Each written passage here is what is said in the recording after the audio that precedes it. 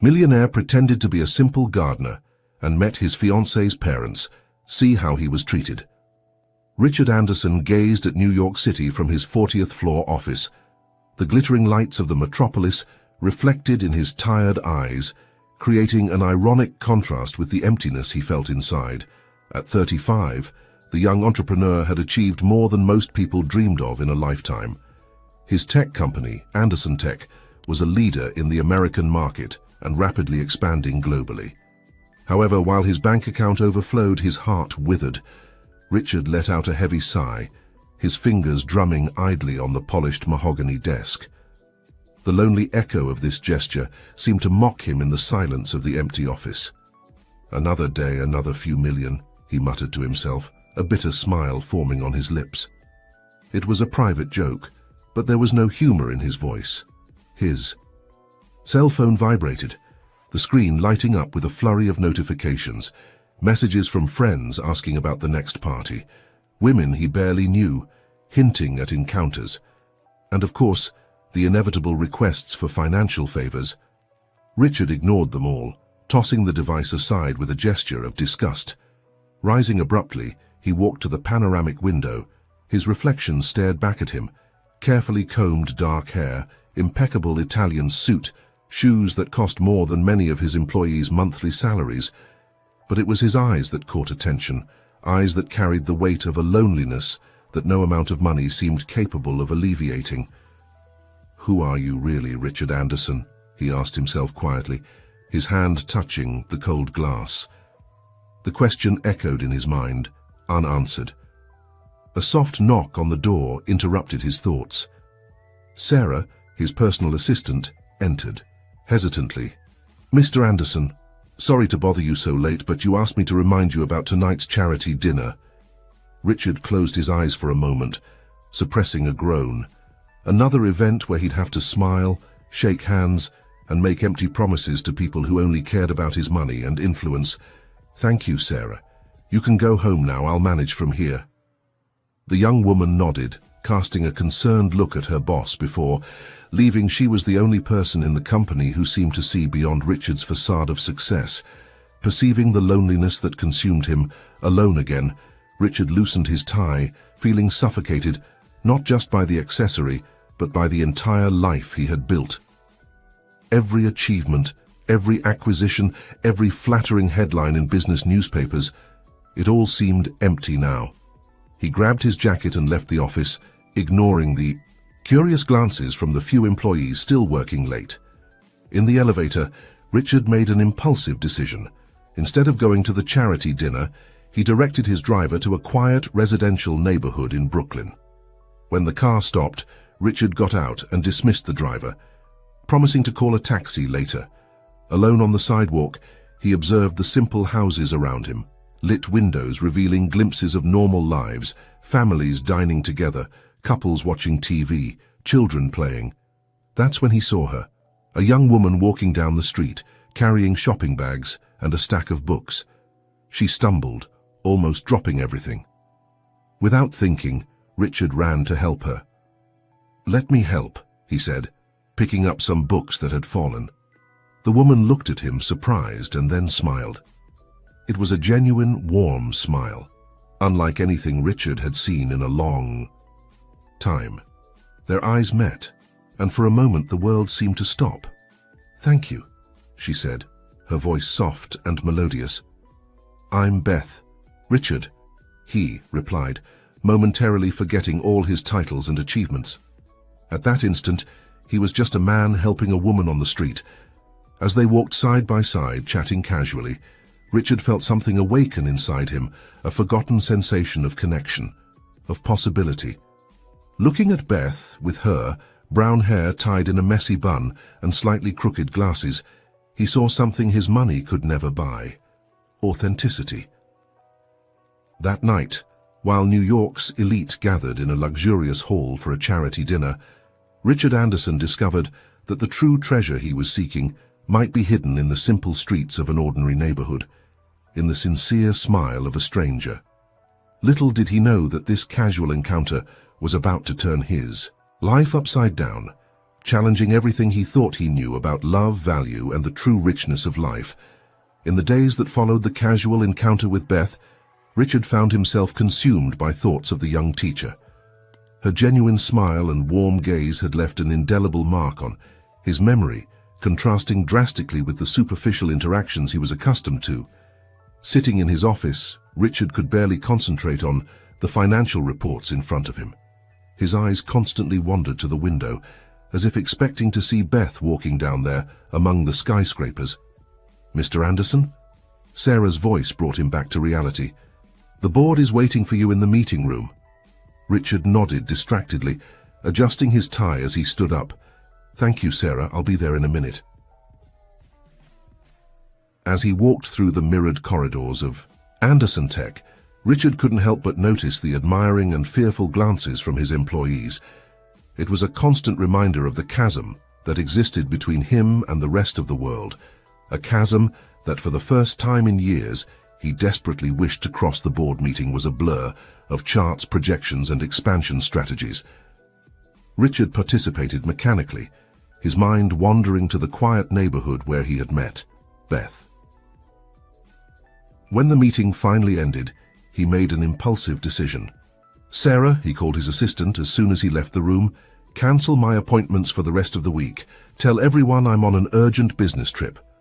Sarah's eyes widened in surprise, but she nodded. "Yes, sir. Any specific destination I should mention?" Richard paused, a small smile forming on his lips. "Let's say I'm in search of alternative investments." That night in his penthouse apartment, Richard stared at his wardrobe full of expensive suits and Italian shoes. With determination, he headed to a small closet in the back, where he kept some more casual clothes that he rarely wore. Wearing simple jeans, a polo shirt, and sneakers, Richard barely recognized himself in the mirror. His fingers ran through his hair, messing up the perfectly styled cut. Finally, he put on a pair of thick-framed glasses, an accessory he normally used only for reading. "John," he murmured to his reflection, testing the name he had chosen for his new persona, John the gardener. The transformation wasn't just physical. As he looked at himself in the mirror, Richard felt the weight of his responsibilities, expectations, and the loneliness that haunted him dissipate, even if momentarily. In its place came a sense of freedom and possibility that he hadn't experienced since his youth. The next morning, Richard, now John, arrived in the neighborhood where he had met Beth. His heart raced as he walked down the tree-lined streets, carrying a newly acquired gardening toolbox. It didn't take long for him to spot her. Leaving the house with a stack of books in her arms, Beth looked even more beautiful in the daylight, her face lit up by a smile as she greeted the neighbors. Gathering courage, Richard approached. "Good morning," he said, his voice slightly trembling. "Sorry to bother you, but I'm looking for work as a gardener. Would you need any services?" Beth looked at him curiously, a flash of recognition passing through her eyes. "Hello, I remember you. We met the other day, didn't we? You helped me with the books." Richard's heart leaped. She remembered him. "Ah, yes," he replied, trying to maintain his composure. "What a coincidence to meet again." Beth smiled, the same warm smile that had captured Richard's attention days ago. "Well, actually, our garden does need some care. Why don't you talk to my mum? She's inside."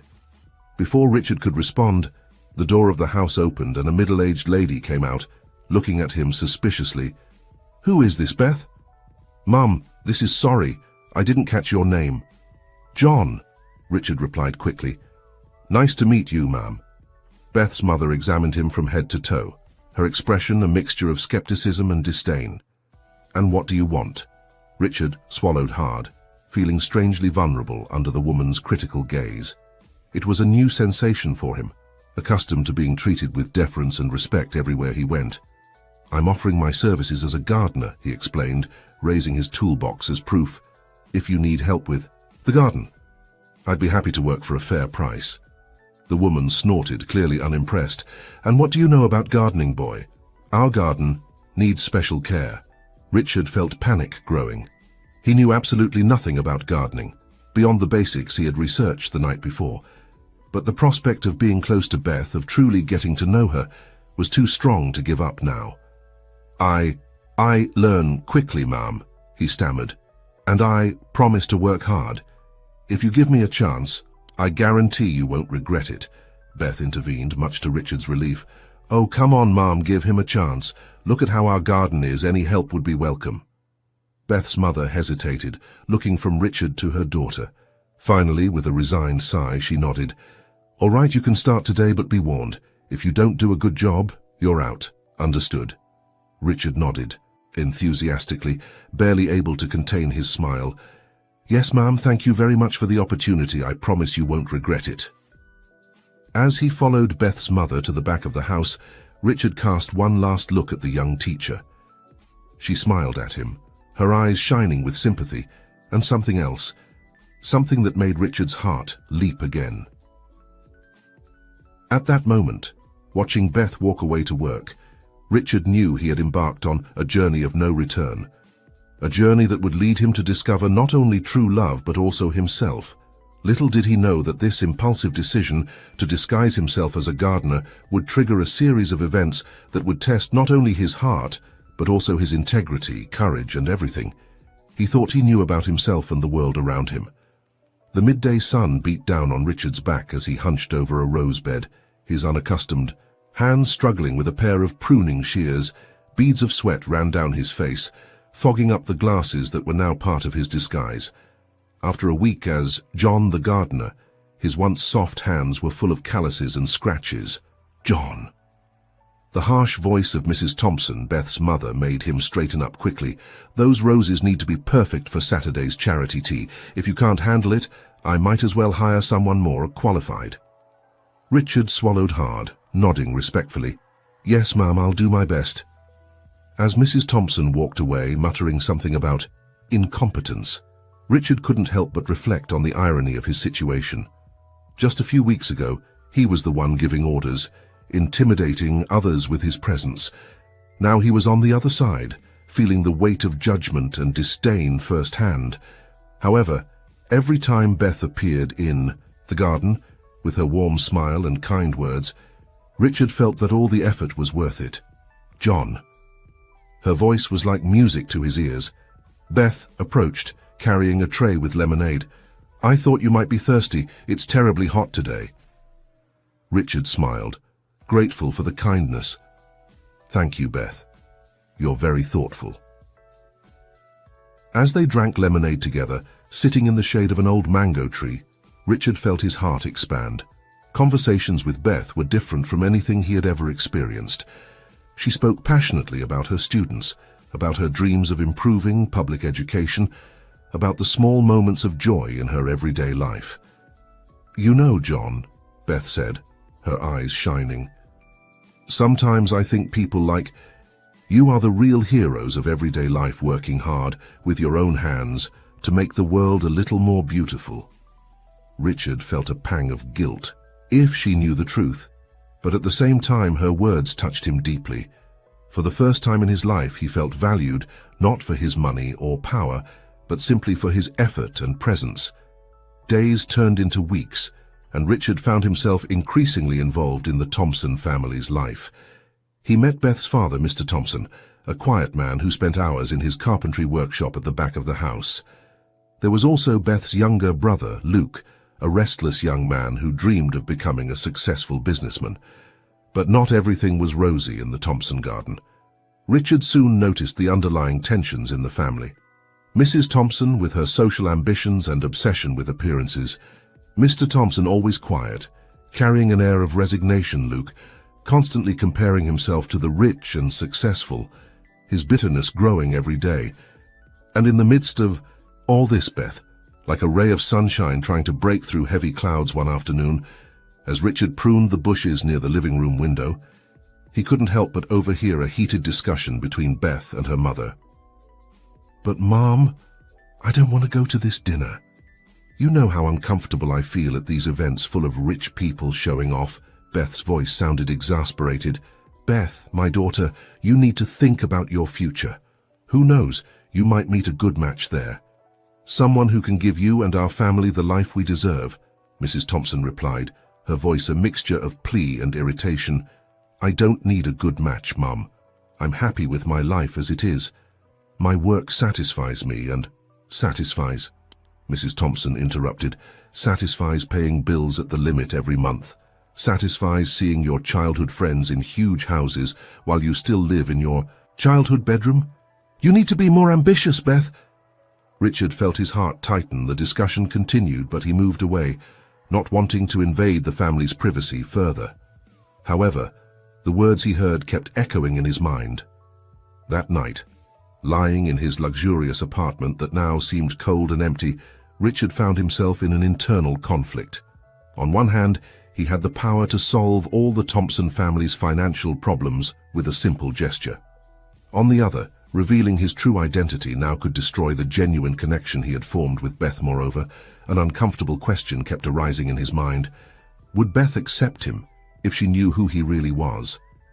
Or would she see him only as the good match her mother so desired? The following days were a whirlwind of emotions for Richard.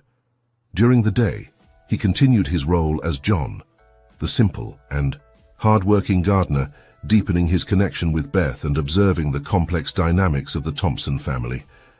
At night, he returned to his life as Richard Anderson, the tech magnate, remotely dealing with the demands of his company and the growing chatter about his mysterious retreat. It was during one of these nights, as Richard contemplated the city from his penthouse, that his phone rang. It was Sarah, his assistant. Mr. Anderson, sorry to bother you so late, but we have a situation. The press is speculating about your whereabouts, and some investors are getting nervous. They're demanding a statement from you or a public appearance. Richard closed his eyes, feeling the weight of his two lives colliding. Thank you, Sarah, I'll deal with this tomorrow. Hanging up the phone, he knew he was coming to a decision point. How much longer could he maintain this charade? And, more importantly, what did he really want in the end? Looking at the glittering city below, Richard thought of Beth, of her sincere smile, of her passion for education, of her kindness. He thought of the Thompson family, with all their flaws and conflicts, but also with a sense of unity that his own life never had. At that moment, Richard made a decision. He didn't know exactly how, but he would find a way to unite his two lives, to be truthful with Beth and with himself, to use his privilege and resources to make a difference, not just for one family but for many. But first, he needed to face the truth, and that meant revealing his secret to Beth. With a heavy heart, but determined, Richard prepared for sleep, knowing that the next day would bring challenges that would test not only his love for Beth, but also his own integrity and courage. As the sun rose over New York, painting the sky with shades of orange and pink, Richard, or John as he was known by the Thompson family, headed once again to the garden that had become his refuge and torment. Today, however, each step seemed heavier, each breath more difficult. For today was the day he planned to reveal the truth to Beth. What he didn't know was that fate had other plans, and that the roots of his disguise were about to become entangled with thorns he could never have foreseen. The dawn brought with it a soft mist that hovered over the Thompsons' garden, as if nature itself was trying to conceal the secrets that were about to come to light. Richard, still in his role as John the gardener, arrived earlier than usual, his heart heavy with the decision to reveal his true identity. To Beth, copy retry Claude's response was limited, as it hit the maximum length allowed at this time. G continuar. Edit continuing the translation. As he busied himself with morning tasks, Richard mentally rehearsed the words he would say. How would he explain his deception? How could he make Beth understand that, despite the initial lie, his feelings were genuine? His thoughts were interrupted by the sound of hurried footsteps. It was Luke, Beth's brother, sneaking out of the house with a backpack. The young man cast a nervous glance around before disappearing down the street. Richard frowned, intrigued by Luke's suspicious behavior, but soon turned his attention back to the task at hand. Today was the day of truth, and nothing could distract him from this purpose. Hours passed, and Richard anxiously awaited Beth's appearance. Finally, around noon, she came out of the house, her face lighting up when she saw him. "John, good to see you," she smiled, approaching. "Mom's busy with preparations for tomorrow's charity tea. I thought you might want a lunch break." Richard felt his heart race. It was now or never. "Beth," he began, his voice trembling, "actually, there's something important I need to tell you." But before he could continue, they were interrupted by screams from inside the house. It was Mrs. Thompson, her voice shrill with panic. "Henry! Beth! Someone call the police!" Beth ran inside with Richard close behind. They found Mrs. Thompson in Mr. Thompson's office, her face pale with shock. "The safe," she stammered, pointing to a small open safe in the wall. "All our savings, Luke's college money, it's all gone." Chaos ensued in the Thompson house. The police were called, questions were asked, suspicions were cast. Amidst the confusion, Richard couldn't help but notice the anguished look Beth repeatedly cast toward the street, as if expecting someone's return. When the dust settled and the police left, promising to investigate, the family gathered in the living room, the air heavy with unspoken accusations. "It must have been that new gardener," Mrs. Thompson suddenly declared, casting an accusing look at Richard. "He's been hanging around here observing everything. He probably discovered where we kept the money." Richard felt his blood run cold.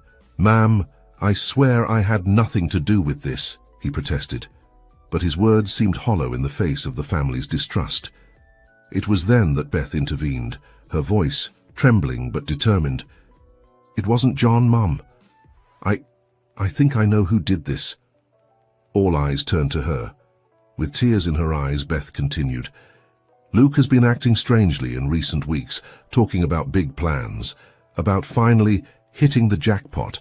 I saw him leaving early this morning, with a backpack." The revelation fell like a bomb in the room. Mr. Thompson sank into his armchair, face in his hands, while Mrs. Thompson alternated between vehemently denying and lamenting what she had done wrong in raising her son Richard, momentarily forgotten amid the family drama, observed the scene with a mixture of compassion and guilt. He could easily replace the stolen money, solve all this family's financial problems with a single phone call, but in doing so, he would have to reveal his true identity, possibly losing Beth's trust forever.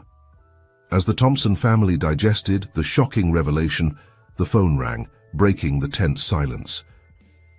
Mr. Thompson answered, his voice hoarse with emotion. After a few moments of quiet conversation, he hung up, his face a mask of concern. "It was the police," he announced. They found Luke." A collective sigh ran through the room. Beth stood up, hopeful. "And is he okay? Did he confess?" Mr. Thompson slowly shook his head. "It's not that simple. It seems Luke got involved with dangerous people. He was caught trying to place a big bet in an underground casino. The money he stole from us was confiscated, but what, Dad?" Beth insisted, her voice trembling. "But Luke owes much more than that to these people. They're threatening to hurt him if they don't receive payment within 24 hours. The shock of the news fell like a heavy mantle over everyone in the room. Mrs. Thompson began to sob uncontrollably, while Beth hugged her father, seeking and offering comfort. At the same time, Richard remained still, his mind working furiously. He had the means to resolve this situation, to save Luke and alleviate the Thompson family's suffering. But in doing so, he would have to reveal his true identity, possibly destroying any chance of a future with Beth. It was at this moment of tension that fate decided to throw another twist. The doorbell rang, causing everyone to freeze. Mr. Thompson went to answer, his posture defeated.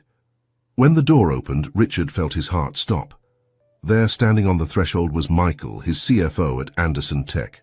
"Sorry to bother you," Michael began, not noticing Richard in the back of the room. "But I'm looking for Richard Anderson. We have information that he was seen in this neighborhood recently, and it's urgent that we find him. There are critical decisions that need to be made at the company, and—" Michael stopped abruptly, his eyes finally landing on Richard. The silence that followed was deafening. Beth looked from Michael to Richard, confusion clear on her face. "John, what's going on? Who is Richard? Anderson?" Richard closed his eyes, feeling the weight of his lies and decisions falling upon him. When he opened them again, he saw all eyes fixed on him, waiting for an explanation. With a deep sigh, Richard stepped forward.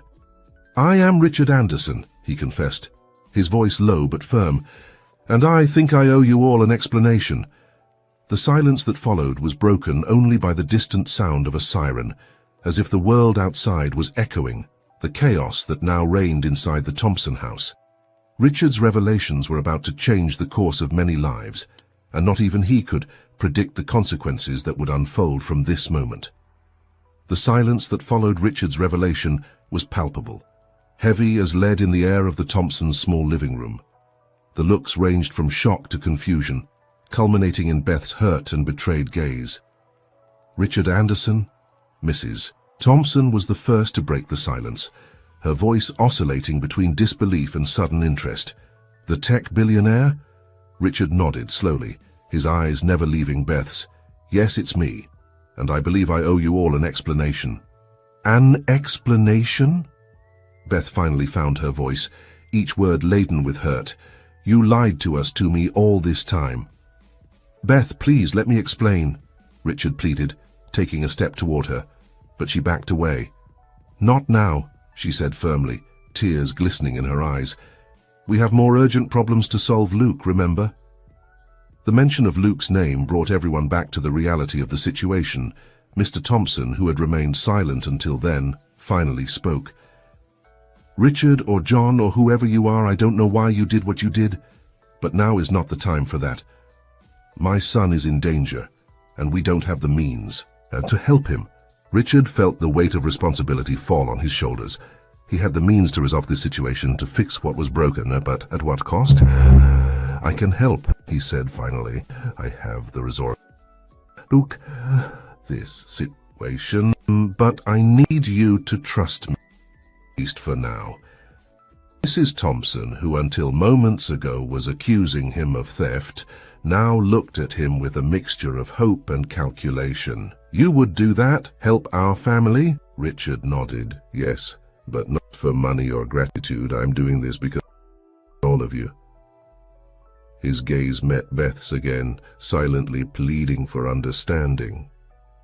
She looked away, but not before Richard saw the confusion and conflict in her eyes. Their lowing hours were a whirlwind of activity. Richard made calls, mobilized resources, and with the help of his team, located the underground casino where Lou was being held. The operation to rescue him was quick and discreet, involving strategic payments and some veiled threats to the criminals. When Luke was finally brought home, pale and shaking but unharmed, the Thompson family exploded in a mixture of relief and anger. Mrs. Thompson alternated between hugging her son and reprimanding him for his thoughtless actions. Mr. Thompson just sat silently, the weight of the day's events clearly visible in his slumped shoulders.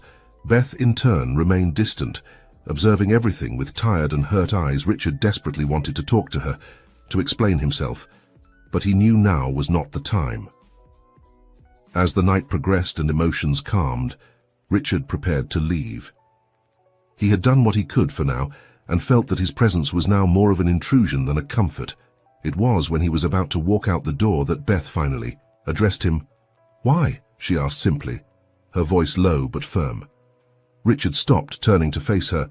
"Because I was tired of being seen only as Richard Anderson, the billionaire. Because when I met you that day, I saw something genuine, something real. And I wanted to experience that, even if just for a moment." Beth shook her head, silent tears running down her cheeks. "You don't understand, do you? It wasn't about who you were or how much money you had. It was about honesty, about trust. And you broke that." Her words hit Richard like a punch to the stomach. He opened his mouth to respond, to defend himself, but realized there was no defense for his actions. No matter how noble his intentions were, he had lied. He had betrayed Beth's trust and that of her family. "I'm sorry," he said finally, his voice laden with regret. "It was never my intention to hurt you or your family. I fell in love, Beth, with who you are, with what you represent, and I was afraid of losing that if you knew who I really was." Beth stared at him for a long moment, her eyes searching for something in his. Finally, she spoke. "I need time, Richard, to process all of this, to understand who you really are and what all this means." Richard nodded, feeling a mixture of pain and hope. It wasn't forgiveness, but it wasn't a complete rejection either. "I understand," he replied softly, "and I'll be here when and if you want to talk. No masks this time, just me." With one last look at Beth and a respectful nod to the rest of the Thompson family, Richard walked out into the night, leaving behind a whirlwind of emotions and unanswered questions. As he walked down the quiet street, Richard reflected on the day's events. He had saved Luke, yes, but at what cost? Beth's trust, the high respect he had earned, everything seemed to have crumbled in a matter of moments. Back in his luxurious apartment, Richard felt lonelier than ever. The white walls and expensive furniture seemed to mock him, reminding him of everything he had and at the same time everything he could lose. His phone rang, breaking the silence. It was Sarah, his assistant. "Mr. Anderson, sorry to bother you so late, but the press is in a frenzy. There are rumors about your whereabouts and about an operation involving an illegal casino. The board is demanding an emergency meeting tomorrow morning." Richard sighed, feeling the weight of his real life coming back full force. "Thank you, Sarah. I'll be there." Hanging up the phone, he walked to the window, looking at the city sprawled below glittering lights, moving cars, lives being lived. And somewhere out there was Beth, probably struggling to reconcile the John she knew with the Richard he really was. At that moment, Richard made a decision. No matter what happened to his company, his fortune or his reputation, he would do whatever it took to prove to Beth that his feelings were true, that behind the disguise and the lies there was a man who really cared. But as he made this silent promise, Richard couldn't imagine the challenges that awaited him. The revelation of his identity was just the beginning. The real trials, both for his heart and his character, were yet to come. The night advanced, and with it, the promise of a new day. A day that would bring new revelations, new challenges, and perhaps a chance for redemption. But for now, all Richard could do was wait, reflect, and prepare to face the consequences of his actions. On the other side of the city, in the Thompson house, Beth sat in her room, looking at a photo she had secretly taken of John working in the garden. Emotions fought inside her. Anger at the lie, hurt at the betrayal, but also, deeply buried, a persistent feeling of connection that she couldn't completely deny. "Who are you really, Richard Anderson?" she whispered to the photo, a solitary tear running down her cheek. "And what do you really want from me?" The questions hung in the air, unanswered. Only time could reveal the truth behind the masks and the real intentions of the hearts involved in this complex plot of love, deception, and redemption.